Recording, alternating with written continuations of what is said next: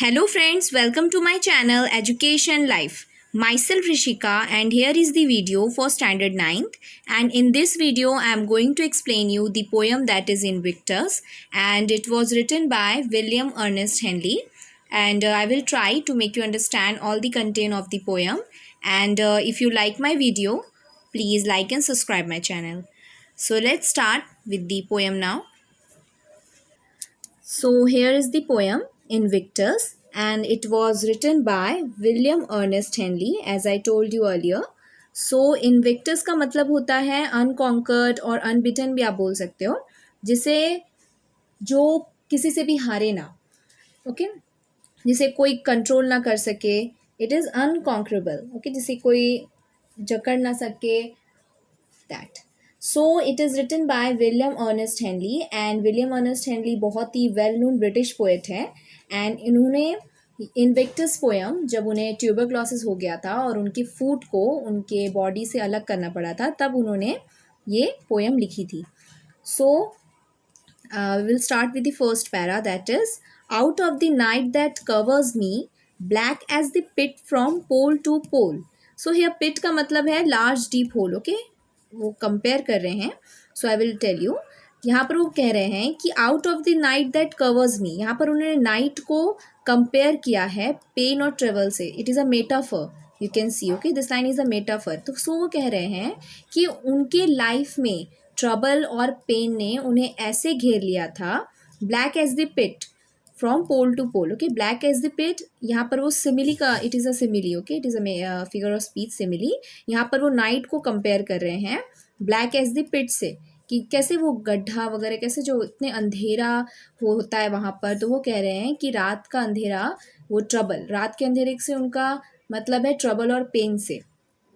So from pole to पोल से उनका मतलब है फ्रॉम ऑल द साइड्स. तो सो वो कह रहे हैं कि वो इतने ट्रबल और पेन में थे कि उनको कोई भी कॉर्नर से होप नज़र नहीं आ रहा था. I thank whatever gods may be for my unconquerable soul. So unconquerable का मतलब होता है अनबिटन, ओके. सो वो यहाँ पर गॉड को थैंक यू कह रहे हैं, कि जो भी गॉड है.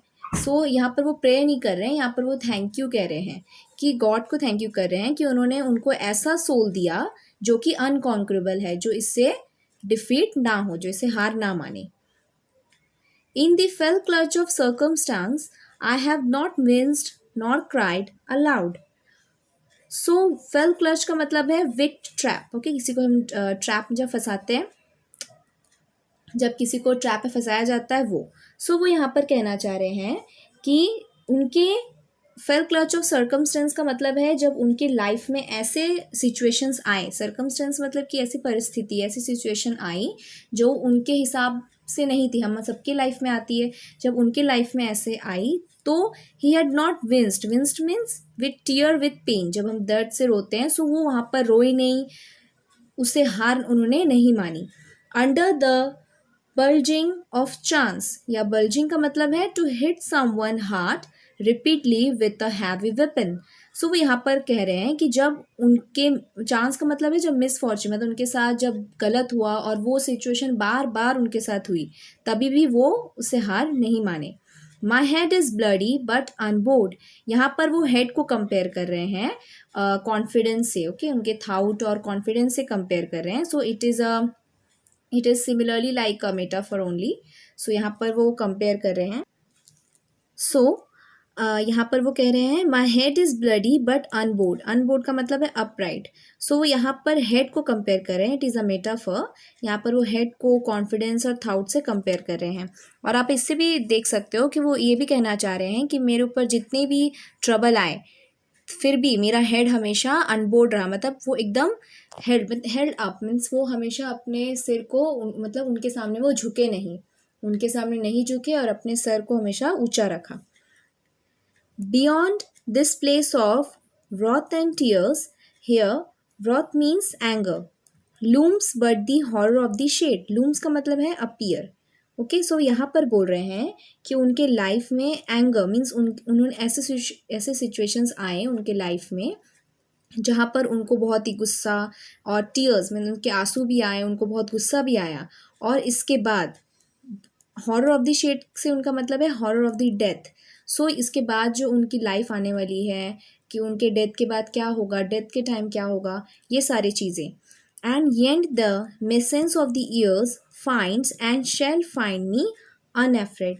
सो वो यहाँ पर कह रहे हैं, यहाँ पर मेसेंस ऑफ द ईयर्स उनका मतलब है कि अब लाइफ में ऐसे ऐसे टाइम आएगी जब वो बूढ़े होते जाएंगे, ओल्ड होते जाएंगे, और उस टाइम ये लाइफ उन्हें देखेगी अनअफ्रेड. मीन्स वो एकदम डरे हुए नहीं हैं, वो इन चीज़ों से नहीं डरेंगे और इनका डट के मुकाबला करेंगे. It matters not how straight the gate. Here straight means narrow. Okay. How charged with punishment the scroll. Scroll का मतलब है list. And charged mean cost. So वो यहाँ पर straight the gate से उनका मतलब है, यहाँ पर वो बाइबल का यूज़ कर रहे हैं, दी होली बाइबल का यूज़ कर रहे हैं, और वो कह रहे हैं कि हमारी जब आफ्टर लाइफ के बाद, जब हम, आपने सुना होगा स्वर्ग के द्वार हम बोलते हैं, सो वो यहाँ पर वही बता रहे हैं कि जब मैं, हमारे आफ्टर लाइफ के बाद जब मैं वहाँ जाऊँगा और मुझे अपने पनिशमेंट्स, मीन्स मैंने जो भी काम किए हैं अपने लाइफ में, उसके जो भी पनिशमेंट होंगे, जो भी कॉस्ट होंगे, वो लिस्ट में जो भी कॉस्ट, जो भी पनिशमेंट होगा, उसको मैं स्वीकार करता हूँ कि I accept that. I am the master of my fate.